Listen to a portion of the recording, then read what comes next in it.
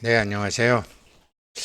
파이코인 가격은 잠깐 접어두고요. 이 요즘 이제 일어나고 있는 여러 가지 이 금융업계의 큰 변동, 뭐 미국도 그렇고 한국도 그렇고 대부분 나라들이 이제 ICO를 7년간 다 금지했잖아요.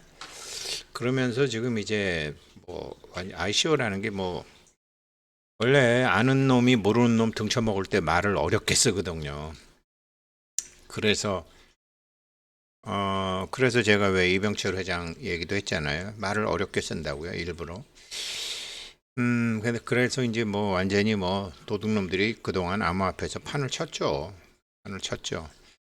그런데 뭐 도둑놈이 만들건 무슨 교수가 만들건 만들어 놓고 보니까 이거 쓸만하잖아요. 우리나라도 뭐죠? 그 여우 복제 사업 하는 거 뭐 서울대, 경북대, 뭐 지방대 교수들이 뭐 몇 년 달라붙어도 여우 복제 성공 못 했잖아요. 근데 어떤 개장수 아저씨가 성공한 거 아니에요. 그런 것처럼 참 블록체인과 암호화폐가 이거 참 괜찮네. 이렇게 된 거죠. 그 미국이 채권 11조 달러를 발행한다고 발표했잖아요. 국채. 어, 이제 자신 있는 거죠. 스테이블 코인에서 다 가져갈 거니까 대부분. 지금 그런 식으로 이제 이 토끼머리를 해가지고 이제 이 불법적인 것에 있었던 거를 합법적인 법의 테두리 안에 가두기 시작한 거죠. 이런 거를 파이코인이 처음부터 뭐 봤겠죠. 야, 이 아사리판 이거 10년 이상 못 가. 이거 제대로 갈 거야 하면서 이제 우리는 제대로 된 거 준비하자. 이제 거래소도 마찬가지거든요. 그런데 이제 얘네들이 어려운 말을 써서 저도 POC, Proof of Concept, 그래?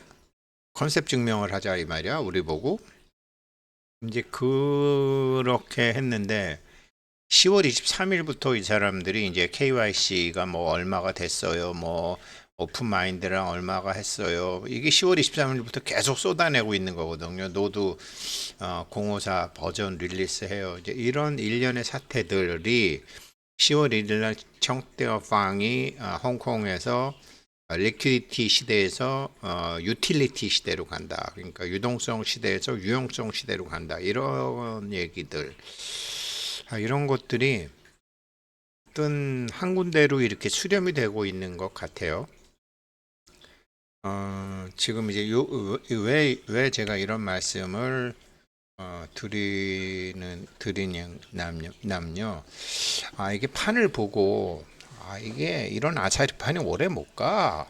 그러면 이제 제대로 틀이 잡힐 거야. 이렇게 이제 준비를 파이코인이 해온 것 같다라는 거죠. 그게 이제 시기가 맞아서 남들이 보기에는 운이 좋은 것처럼 볼 수도 있다 이 소리인데 첫 번째로 말씀드릴 게 암호화폐 업계가 지금 유럽 증권 당국 ESMA죠. 암호화폐 업계를 여기다 맡기겠다라고 하니까 이제 막 반발을 하는 거죠. 그러니까 미국도 그 갠슬러 위원장, 미국 증권관리위원회 SEC에서 할 때 그 거래소들하고 많이 싸웠잖아요. 근데 암호화폐 업계들이 전부 뭐 이거 갖고 방방 굴더라고요. 그러니까 이 암호화폐가 이제 법의 테두리 안에 들어와야 되는데 미국 같으면 상품 선물위원회가 있지만 유럽 같은 경우에는 그냥 이거를 있어도 규모 면에서 뭐 미국하고 상대가 안 되기 때문에 ESMA에 맡기로 하니까 이렇게 나오는데 이게 왜 그러냐면요. 계속 지금 문제가 되는 거거든요. 이 거래소들이 다 뭐 저기 작물아비처럼 사실은 어떻게 보면은 그러니까 작물 처리해주는 작물아비처럼 그런 거를 많이 했죠. 그러니까 코인베이스 유럽 사업부가 360억 원 과징금을 아일랜드 정부한테 두들겨 맞았더라고요. 그런데 코인베이스 유럽 법인이 3년간 한 거를 봤다라는 거예요. 아일랜드 중앙은행. 아일랜드가 저 영국 옆에 있는 저 조그만 나라. 역사적으로 우리랑 비슷하죠. 참 그런데 거래한 거 중에 31%가 이게 적절한 점검 절차를 KYC를 안 했다라는 거죠. 쉽게 얘기해서. KYC도 안 하고 KYB도 안 하고 실명 확인도 안 하고 그러다가 보니까 이 중에 자금 세탁도 많고 온라인 사기도 많고 스캠도 많고 심지어 아동 성착취 그런 기업체에서도 그런 데서도 하고 그런 것과 연관될 가능성이 많다. 그래서 더 이상 이런 불법을 못하게 하기 위해서 벌금을 왕창 때렸다가 그나마 깎아준 거더라고요. 깎아준 거예요. 그러니까 이게 이런 거 그러니까 이 코인베이스도 아일랜드에서 벌금 두들겨 맞으니까 어디로 가냐면 룩셈부르크로 가더라고요.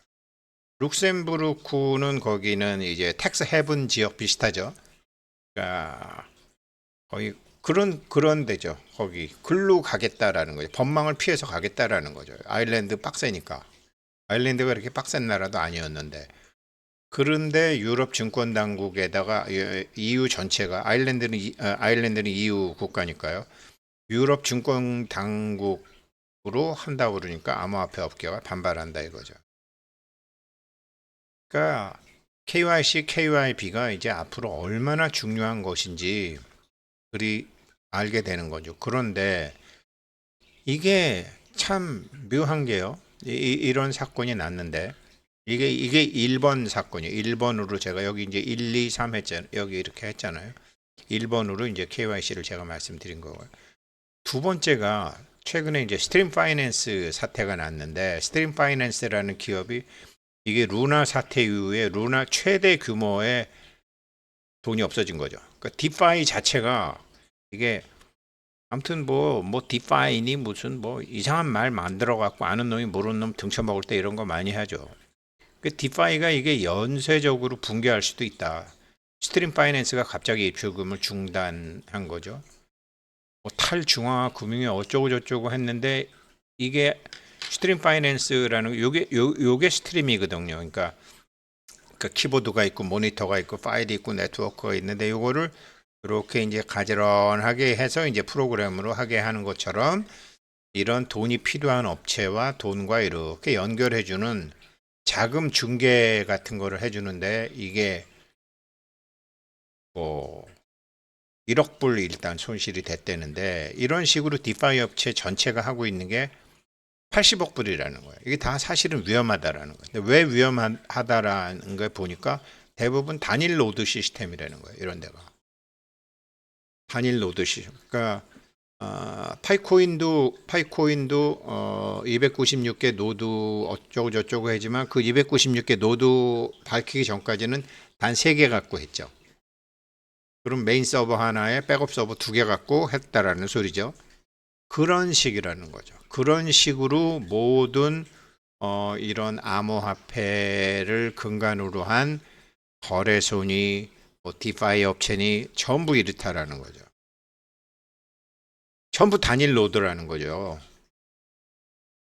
여태까지는 그냥 저 자신도 얘네들이 뭐 오픈마인드라는 이런 인공지능 교육시키는 거 하다 보니까 노드 054 만들어 갖고 노드 차별을 한다고 그러고 막 그랬구나 그런데 아직까지도 암호화폐 업계에서도 블록체인처럼 그렇게 분산된 것을 쓰는 게 아니라 단일 노드를 쓰고 있다라는 거죠.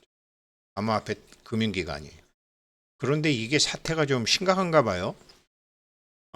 우리 저 2008년도 서브프라임 모진 사건처럼 이중 담보의 담보. 우리가 뭐 아파트 대출 받으면 뭐 제1담보, 제2담보, 제3담보 뭐 이렇게 있는 것처럼 담보의 담보로 디파이 업체가 물려가지고 있는데 이러다가 보니까 이게 스트림 파이낸스에서 또 투자하고 있는 새끼쳐서 하는 게 뭐 오일러, 샤일러, 엘릭서, 트리브 이런 데가 전부 자기네들이 갖고 있는 준비금이 스트림 파이낸스하고 연결돼 있다라는 거. 여기다가 이렇게 되고 있다라는 거. 이런 게 다른 데까지도 다 있다. 그래서 지금 1억 불 9,300만 불 손해 봤지만 이게 2억 8,400만 불이 사실은 다 위험하다. 그러면 뭐 뱅크런 사태 나겠죠. 다 인출하고 되겠죠. 그런데 이게 스트림 파이낸스뿐만 아니라 대부분이 이렇게 단일 노드로 하고 있다. 그러니까 이게 파이가 그 저 비트코인이 뭐 이더리움 저 노드가 몇 개, 뭐 이더리움이 몇 개. 근데 파이는 처음부터 아무튼 노드 정책을 써서 지금 뭐 35만 개 노드나 되는 거 아니에요? 그 중에서 인공지능에 쓸 수 있는 노드도 있고, 그 다음에 디파이에도 쓸 수 있는 노드가 고성능 노드가 있고, 좀 성능이 낮은 노드가 있는데, 야, 이런 게 다 블록체인 업계라고 그러면은 다 모든 것을 블록체인의 다중 노드로 이렇게 하나보다 단일 노드로 전부 하고 있다라는 거예요. 그러니까 최근 들어서 이렇게 KYC 얘기도 하고 오픈마인드 하면서 노드에 대한 거를 며칠 전에 올린 거 아니에요? 이거는 이게 기술은 방향이 어떻게 가고 있다라는 것을 대충 알 수 있다고 하더니 원래 옳은 길을 가고 있었구나. 그런데 업계에서 지금 여러 가지 사고가 터지고, 그리고 또 정부에서 이제 하니까 이제는 풀어놨던 거를 우리 안에 가둬서 이제 소비자 보호를 해야 되니까, 유권자 보호를 해야 되니까 하고 있구나. 그러면 이게 디파이 업체도 엄청나게 많은 노드 수요가 있겠구나. 이제 그렇게 또 요걸 두 번째로 제가 봤고, 세 번째로는 이거죠. 블랙록 그 레리 핑크 회장이 토큰이 글로벌 금융 미래에서 중요하다. 이 사람 때문에 비트코인이 그렇게 한 5배, 7배 오른 거 아닙니까? 이 사람 뭐 한국 GDP의 한 5배 정도 되는 자산을 갖고 있는 운영하는 회사의 회장이니까. 그러면서 앞으로는 이게 뭐 자기의 디지털 지갑에 보관할 수 있다. 가상자산이건 스테이블 코인이건 어떤 통화건 한국 원화 CBDC건 이렇게 해서 그거 가지고 이제 자유롭게 쓸 수 있다. 근데 이런 세상이 온다라고 제 영상 초기부터 말씀드렸지만, 이게 2008년도 이건희 회장이 법정에서 한 얘기가 이 얘기거든. 앞으로는 증권이다. 그때는 토큰이라는 말을 안 쓰고 증권이라는 말을 썼죠. 그런데 지금도 아일랜드 저하고 EU 얘기했지만, 암호화폐는 암호화된 자산은 상품선물위원회에서 하지만, 소위 암호화폐는 거기다가 스위프트 같은 데와 연동된다고 하고 막 이런 것은 증권관리위원회에서 한다라는 거죠. 여기에 대부분의 아사리판에서 십 년 이상 보냈던 지금 암호화폐 업계는 반발하고 있는 거죠. 한국은 뭐 반발도 못할걸요. 금융감독원에서 맘먹고 조사하면 뭐 다 작살 날 텐데 뭐. 지금 4년 전 거 조사해서 벌금 두들겨 맞은 거 아니에요. 만약에 한국은행감독원, 한국금융감독원이 우리나라 거래소 이거 몇 년간 맘먹고 조사하게 되면 회사 망할걸요? 회사 망할 거라고요. 그러니까 지금 조용히 있는 거죠. 다들. 그러면서 이제 아직까지 우리는 뭐 일본도 나름대로 정책을 내놓고 미국도 정책을 내놓고 유럽이 정책을 내놓으려 그러니까 저렇게 반발하잖아요. 한국 정책 안 내놓고 있잖아요. 정책 안 내놓으면 더 무섭지. 어디까지 두들겨 맞을지 모르니까. 네, 그렇게 이제 지금 신중하게 하고 있는데, 이런 모든 것이 결국은 블록체인, 진짜 블록체인, 그 다음에 많은 노드, 다중 노드, 그리고 KYC, KYB, 투명성, 법적 준수, 이런 쪽으로 지금 가고 있다라는 거죠. 그래서 그냥 파이코인에서 최근 얘기하는 우리는 POW도 아니고 우리는 POS도 아니고 우리는 POA도 아니고 우리는 POC로 갑니다라고 얘기하는 거는 컨셉인데, 화폐, 파이코인은 파이 토큰은 화폐입니다. 이 소리죠. 화폐는 신뢰성과 법적 안정성이 같이 있어야 되죠. 사회적으로도 타당해야 되죠. 그래서 프루프 오브 컨셉을 모토로 한다라는 게 이런 뜻을 갖고 있구나. 굉장히 맞잖아요. 그래서 이런 거가 지금 파이코인의 미래를 굉장히 밝게 하고 있는 것 같아요. 그러니까 이 사람도 보게 되면 그러니까 코인베이스도 두들겨 맞다 보니까 새로 이제 규제 모델을 만드는 것 같아요. 규제 모델을 이렇게 만들어 가는데 그래도 파이코인처럼 못할 거예요. 원체 틀 자체가 엉망인 상태에서 그냥 아사리판에서 시작을 했으니까. 그래, 이런 게 나오는 게 파이코인에게 유리한 쪽으로 간다라는 거죠. 그러니까 이 사람이 10월 달에 얘기한 거, 이게 10월 1일 날 얘기한 거, 이게 리퀴디티에서 유틸리티로 간다. 여기서 그냥 유용성은 실제 생태계에서 쓸 수 있는 이런 화폐를 얘기한다. 이지만 실제 생태계에서 쓰려면 법적인 준비와 투명성, 합법성, 경제성 이런 게 여러 가지가 다 있어야 된다라는 거죠. 이게 POC와 같은 맥락 같아요.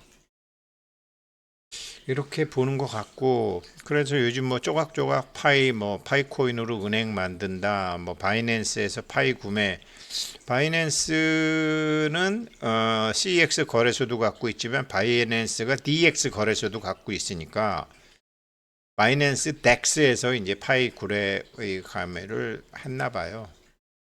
그럼 미국 채권 발행하고 이런 것들이 그저 파이코인이 스테이블 코인도 만든다. 파이코인이 스위프트에 들어간다. 그리고 파이코인이 지금 뭐 오픈마인드와 뭐를 한다. 유동성에서 유용성으로 간다. 이런 것들이 지금 이제 정말로 압도적으로 어, 각국 정부에서 인정할 수밖에 없는 그런 암호화폐 쪽으로 가고 있는 것 같아요. 지금 이 여기요. 이게 지금 암호화폐 업계가 이제 이 암호화폐를 유럽 증권 당국 ESMA로 넘긴다고 하니까 뭐라고 얘기했냐면 지금 유럽은 미국에 비해서 이 암호화폐 업계나 이 디파이나 이런 뭐 AI나 이런 것이 다 쳐져 있는데 이게 EU 국가는 뭐 아주 못 사는 나라도 있고 아주 잘 사는 나라도 있고 이렇게 막 섞여 있잖아요. 그런데 여기서 너무 세게 나가면은 못 사는 나라들은 힘들다. 그렇게 대규모 투자를 할 수가 없잖아요. 그런 거를 했던데 그런데도 파이코인이 쓰게 되면 파이코인을 사용하게 되면 문제가 없는 거죠. 쉽게 얘기하면. 유럽 미카도 벌써 통과했으니까. 그래서 모든 나라들이 디파이를 할 수 있는 건 아니지만 어느 나라도 인정할 수밖에 없는 디파이 업체랑 뭐를 하려면 파이 네트워크는 그렇게 보고 있는 것 같아요. 그래서 알고 했건 모르고 했건 운이 좋아서 그렇게 됐건 시기가 맞아서 그렇게 됐건 근데 제가 생각하기에는 원래부터 이 아사리판 이거 오래 못 간다. 언젠가는 합법적인 테두리 안에 들어온다. 우리는 유일하게 합법적인 걸 한번 만들어 보자라고 했던 파이코인이 돌아가는 길이지만 제대로 된 가는 길을 깃고 이게 이제 서서히 인정을 받기 시작할 것 같아요. 그때 가격은 지금 뭐, 뭐 차트 보고 얘기하네 무슨 뭐 여러 가지 뭐 물량 보고 얘기하네랑 비교가 안 되는 거죠. 엄청난 거죠. 감사합니다.